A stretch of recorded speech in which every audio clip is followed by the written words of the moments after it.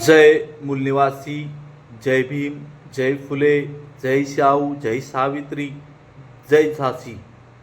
सभी महापुरुषों को नमन करते हुए आज जो जागतिक महिला दिन है, उस दिन के बारे में मैं कुछ आपको बातें शेयर करने जा रहा हूँ कि आज हम जो महिलाओं को सम्मान देना चाहिए, जो महिलाओं के हित के बारे में सोचना चाहिए, वो काम हमारे युवा लोगों ने करना चाहिए।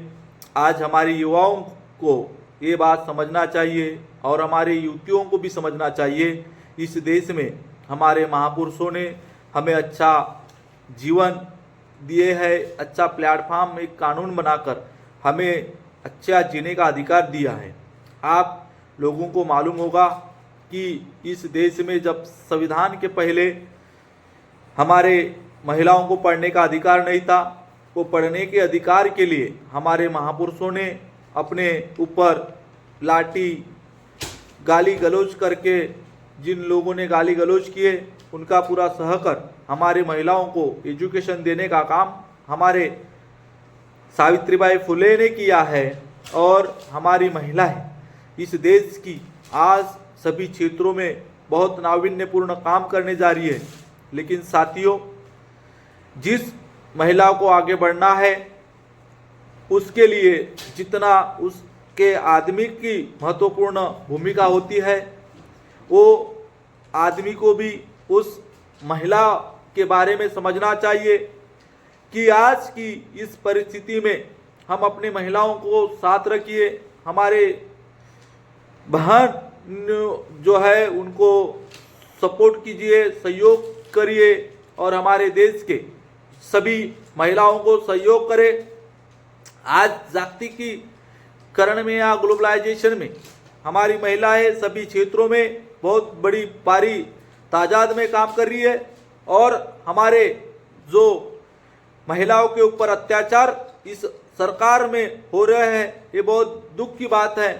क्योंकि जब तक इस देश में महिला नहीं रहेंगी तो इस देश में हमारी संसार, हमारा फैमिली कैसी चलेंगी, इसके बारे में हमारे लोगों ने समझना चाहिए और हमारी महिलाओं को सम्मान की तरह जगाना चाहिए। साथियों, आपको मणिपुर का जो कहा हुआ है उसमें सरकार ने कोई दखल नहीं ली, कोई उसकी पूछताछ नहीं करी और उस समाज की महिलाओं को, पीड़ित महिलाओं को ऐसे घिनौने हरकतें के साथ उस महिलाओं के ऊपर अत्याचार हुए। क्या इस देश के पंतप्रधान बेटी पढ़ाओ बेटी बचाओ की बात करते हैं? सही में क्या इस देश में महिलाएं सुरक्षित है?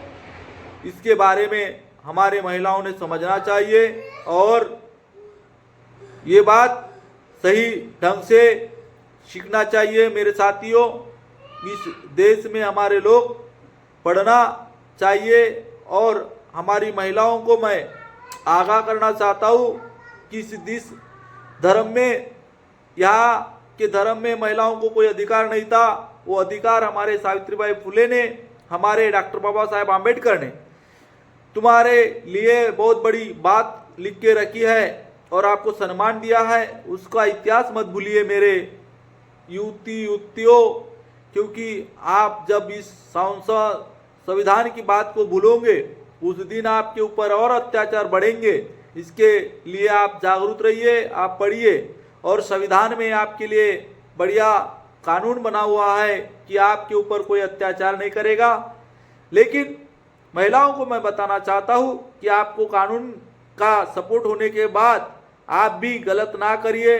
आप भी पुरुषों को जो गलत नहीं है उसमें गलत जगहों में फंसाने का कोशिश ना करिए।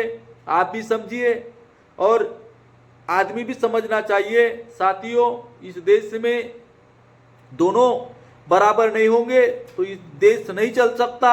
हमारे देश में कितनी भी ये बहुत बड़े बिल्डिंग बनाए, लेकिन घर के सदस्य सही नहीं होंगे, एक में की बात नहीं समझ सकते होंगे, तो उस महल को बनाने से क्या फायदा होगा। इस सभी बातों को समझना चाहिए। और आज जागतिकीकरण का जो महिला दिन है उसको अच्छे से मनाइए, उसको पढ़िए, सीखिए और हमारे लिए किसने काम किया उसका संशोधन कीजिए।